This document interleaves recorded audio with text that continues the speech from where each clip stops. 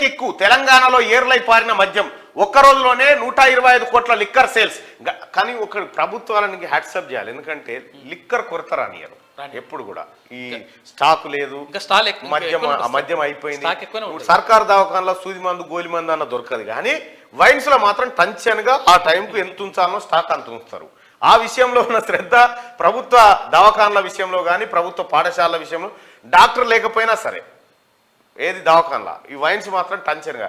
ఇంకా గంతెందుకుగా 10 గంటలకు ఎంఆర్ఓ కూడా ఆఫీస్కు రాడా ఈ వైన్స్ ఆయన వస్తాడు. పక్కన 10 గంటలకు షట్టర్ తీయాలంటే తీస్తాడు, 10 గంటలకే కొనాయిస్తాడు.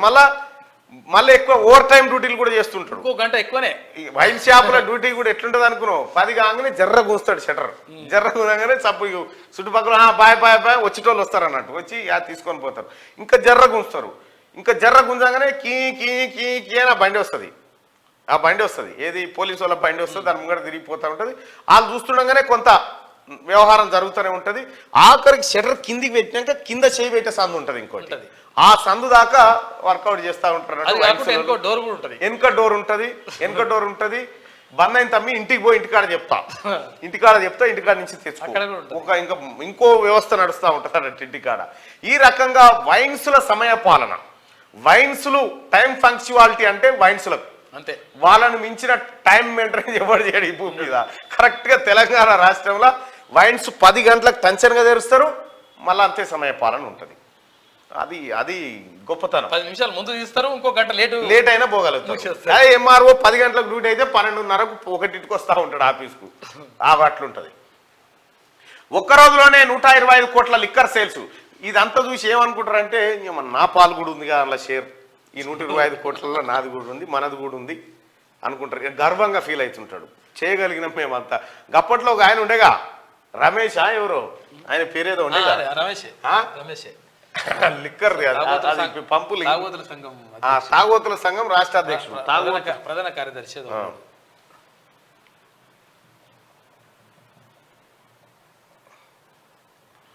జరావు నేను బట్టిస్తా. అప్పుడు ఆ రమేష్ అని నేడుండో మరి ఆయన ప్రభుత్వాన్ని ఎట్లా కాపాడుకోవాలనే విషయంలో అంటే ఇప్పుడు ఇట్లా మందు బాబుల యొక్క డిమాండ్లు కూడా చెప్పండి. ఇట్లా మాకు కార్డు ఇవ్వాలి, తర్వాత ఇట్లా మందు ఇవ్వాలి, ఉద్దర కూడా ఇవ్వాలి, అంటే డబ్బులు లేకుండా కానీ క్రెడిట్ డెబిట్ ఇవన్నీ ఉంటాయి. వాళ్ళు పాపం అన్న చాలా తాగోతుల పక్షాన ఆయన ఓ పోరాట యోధుడు అనుకోవచ్చు మనం ఓ రకంగా చెప్పాలంటే.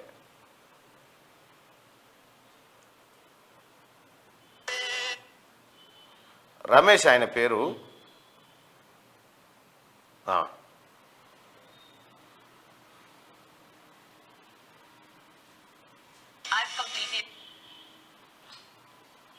ఈ అన్న ఎక్కడ ఉన్నాడు, ఆదర్శప్రాయుడు.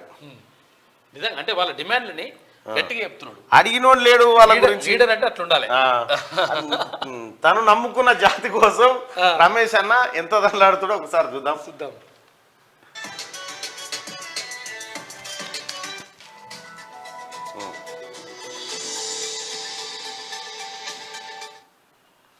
హాయ్ ఫ్రెండ్స్, నేను మీ రమేష్ను.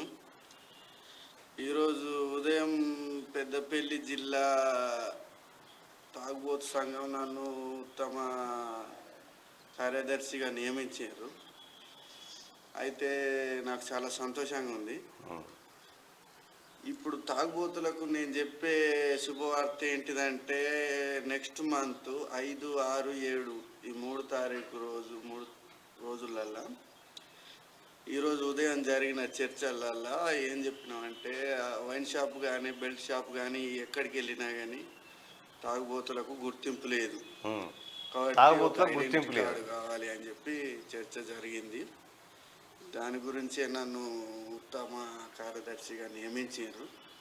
అయితే వచ్చే నెల 5, 6, 7 ఈ 3 రోజులలో పని ఎవరికన్నా ఉన్నా కానీ ముగించుకొని కొంచెం తొందరగా ఉండండి.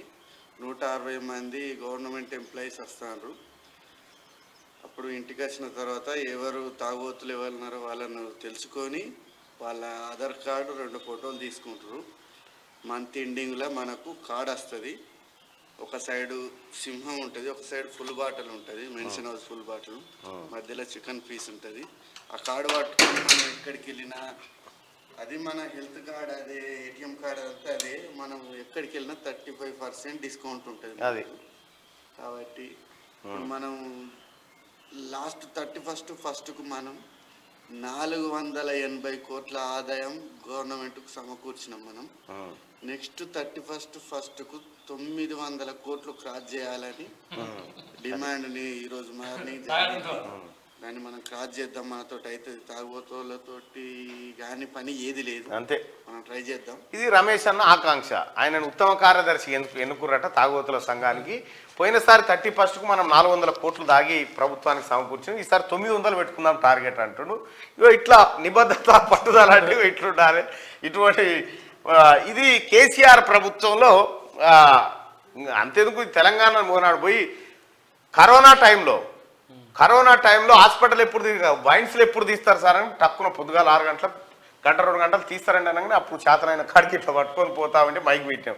ఏంటంటే నేను తాగుబోతుల సంఘం రాష్ట్ర అధ్యక్షుడిని అని ఒక ఆయన వచ్చిండు మన దగ్గర. మీకు కేసీఆర్ పుట్టినరోజు మన దాంట్లో చేసుకుంటే కట్ చేసే కదా.